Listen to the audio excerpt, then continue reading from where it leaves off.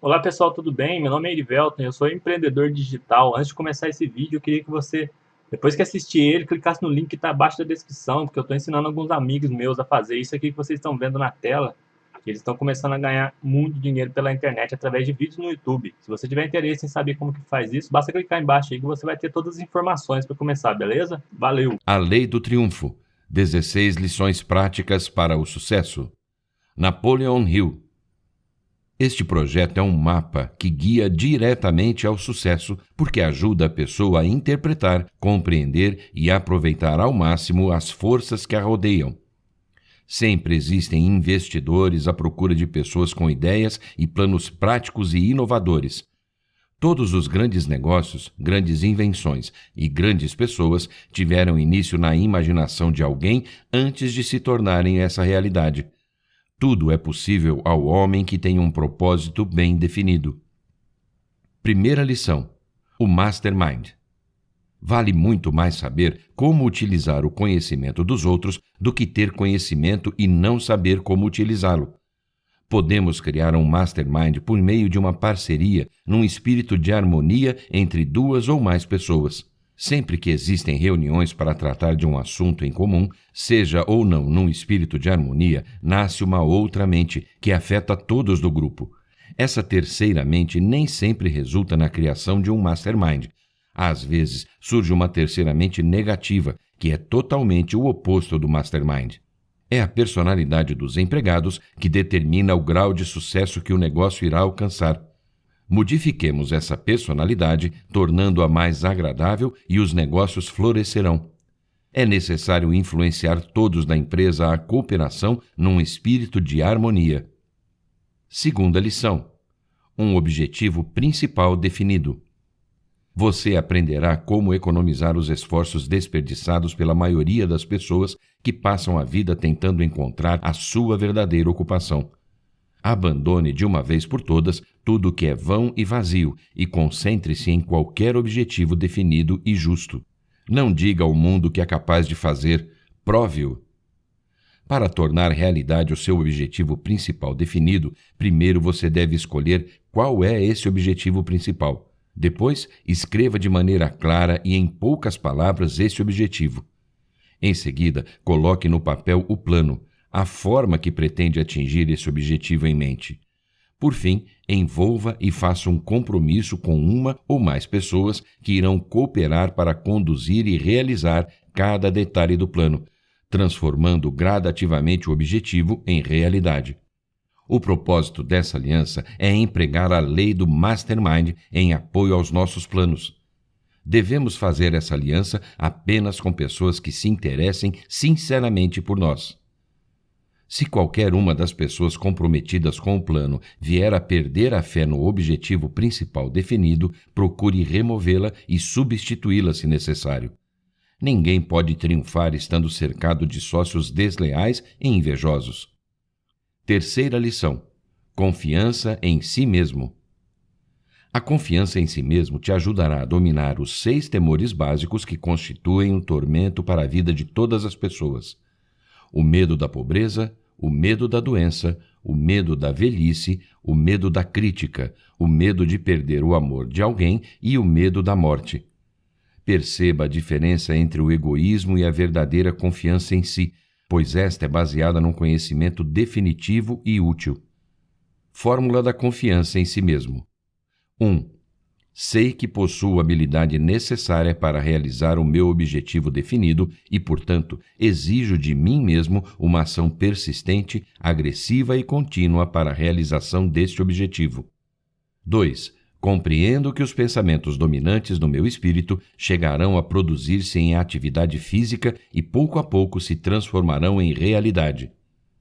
3. Sei que por meio do princípio da autossugestão, qualquer desejo que conserve com persistência no pensamento encontrará oportunamente uma expressão através de qualquer meio prático de realização.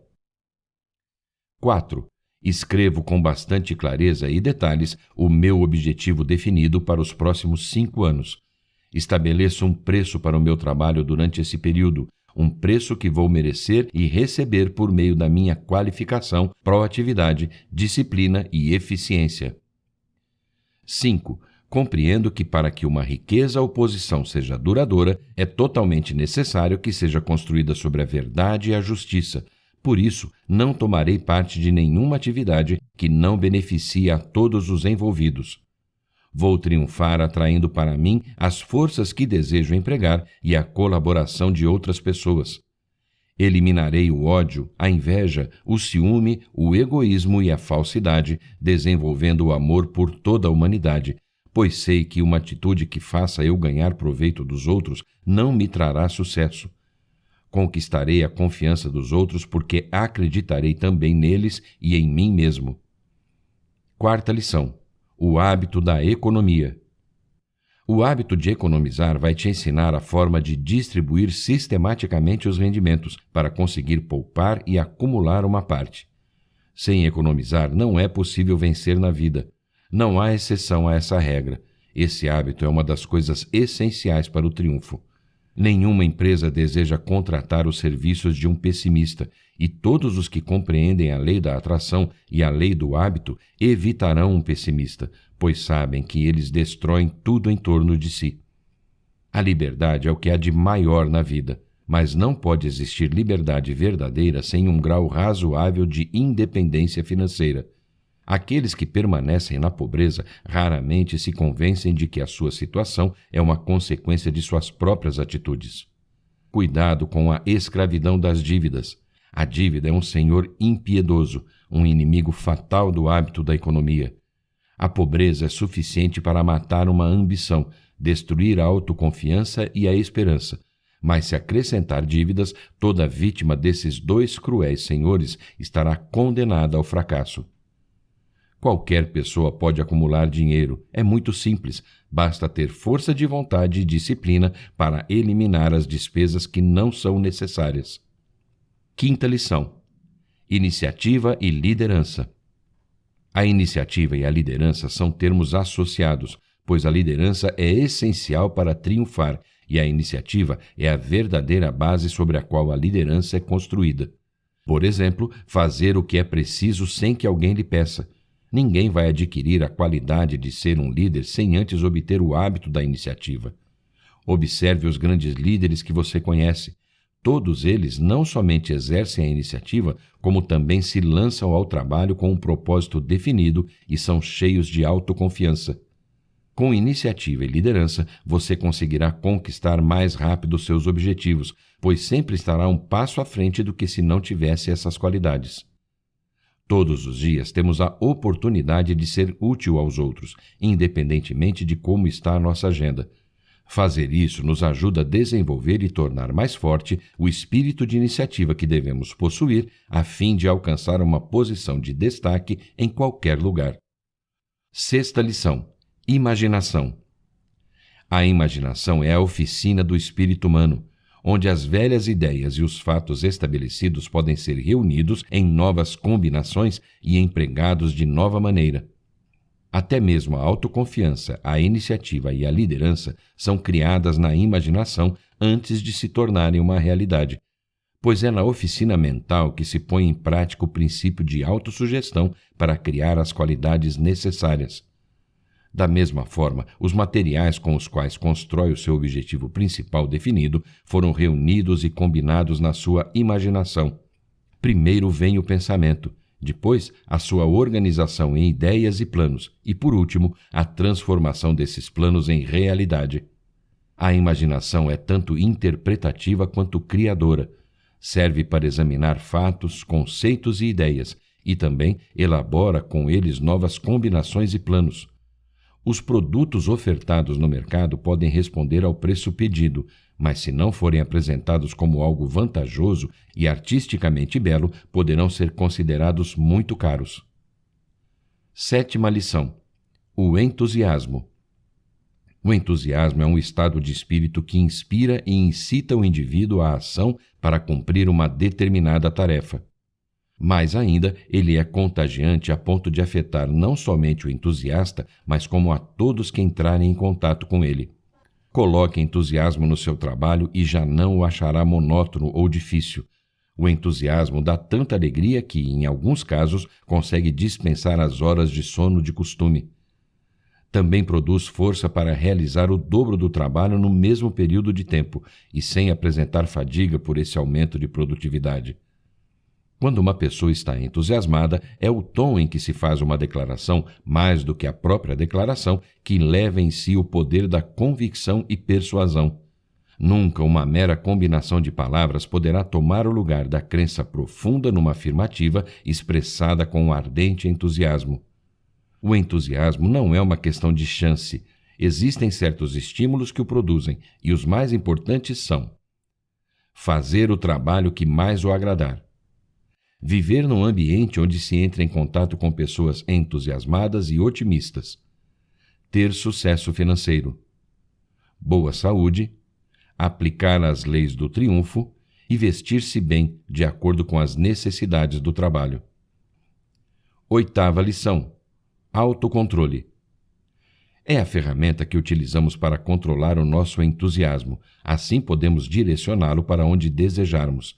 Dessa forma, aprenderemos a ser senhores do nosso destino e comandantes da nossa alma. O autocontrole deve sempre estar junto com o equilíbrio para construírem e não destruírem.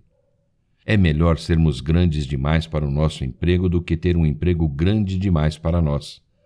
Alguém que possui domínio próprio não se deixará influenciar pelos críticos e pelos pessimistas, nem permitirá que outros pensem por ela. Essa pessoa nunca calunia outra pessoa ou procura obter vingança por qualquer motivo.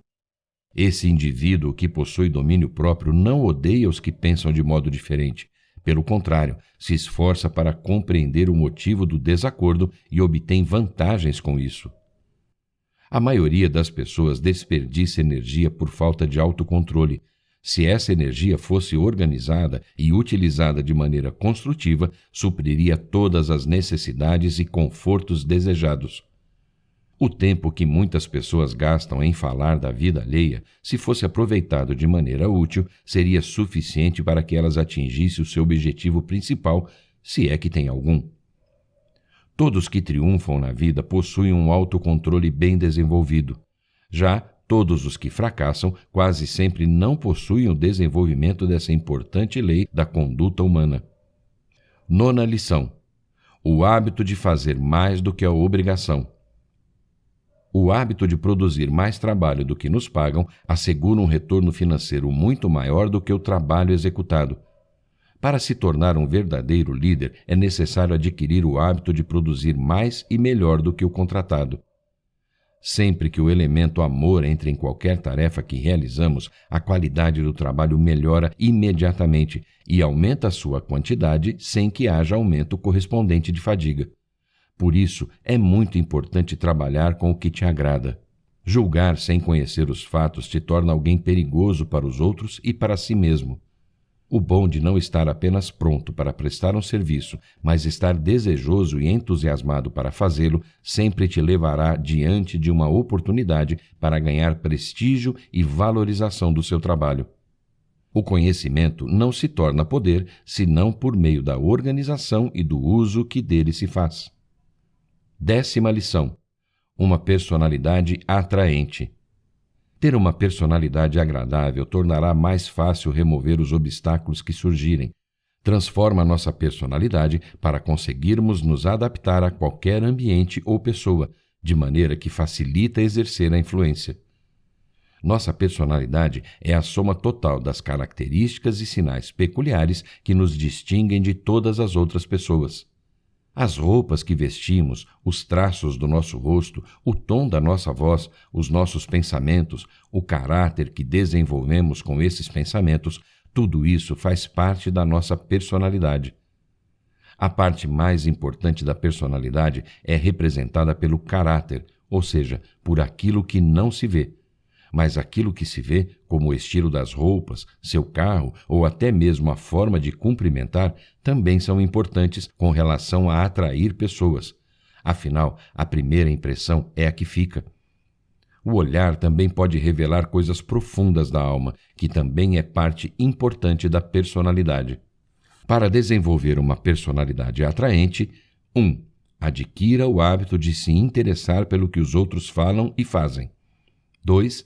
Ajuste o tom e a forma de falar com firmeza e convicção, tanto em conversas habituais como em reuniões e palestras que precisar usar a voz em um tom mais alto.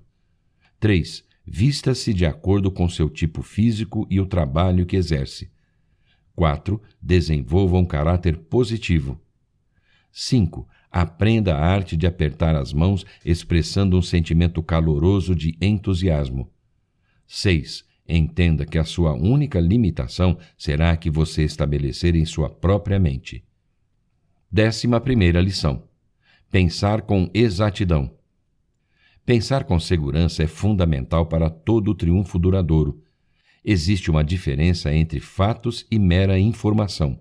E todo fato é importante ou sem importância. Para definir planos seguros, é necessário fazer esse filtro e utilizar apenas os fatos importantes e cabíveis para alcançar seus objetivos. Para aprender a pensar com exatidão, é preciso compreender que 1. A mente pode ser controlada, orientada e dirigida para a criação e construção. 2. A mente também pode ser dirigida para a destruição. 3. A mente tem poder sobre todas as células do corpo, podendo dar ordens na direção certa ou errada para todo o corpo. 4.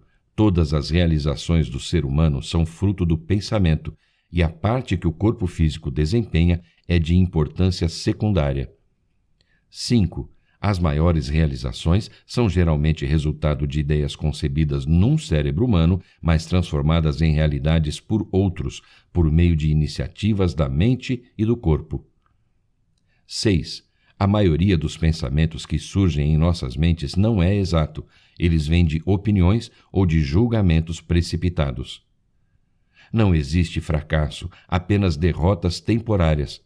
Devemos nos certificar de que não as consideraremos permanentes em nossas vidas. 12ª lição. Concentração. É um apoio que ajudará a focar nossa atenção num determinado assunto até elaborarmos planos práticos para dominar a questão. É também uma ferramenta boa para observar tudo que nos cerca de útil para cooperar com nossos planos. Concentração é o ato de focalizar a mente sobre um determinado desejo até que os meios para sua realização tenham sido elaborados e empregados com êxito. A derrota, como uma dor de cabeça, avisa-nos de que alguma coisa está errada. Se formos inteligentes, procuraremos a causa e lucraremos com a experiência. A capacidade de treinar a memória ou desenvolver qualquer hábito desejável é questão somente de conseguir fixar a atenção num assunto determinado até que a imagem correspondente esteja registrada claramente no filme da nossa mente. A própria concentração não é mais do que o controle da atenção. Aquele que desenvolve a habilidade de levar os outros a fazerem o que ele deseja consegue triunfar em qualquer área da vida. 13ª lição. Cooperação. Vamos entender o valor do trabalho em conjunto. Qual a maneira de se aplicar a lei do Mastermind? Como coordenar e alinhar os nossos próprios esforços com os dos outros? A cooperação é o início de todo esforço organizado. Há duas formas de cooperação. Primeira, Mastermind. Cooperação entre pessoas que se reúnem num grupo ou formam alianças com o fim de atingir um determinado propósito. Segunda, a cooperação entre o consciente e o subconsciente que habita o homem a ligar-se, comunicar-se e agir com infinita inteligência.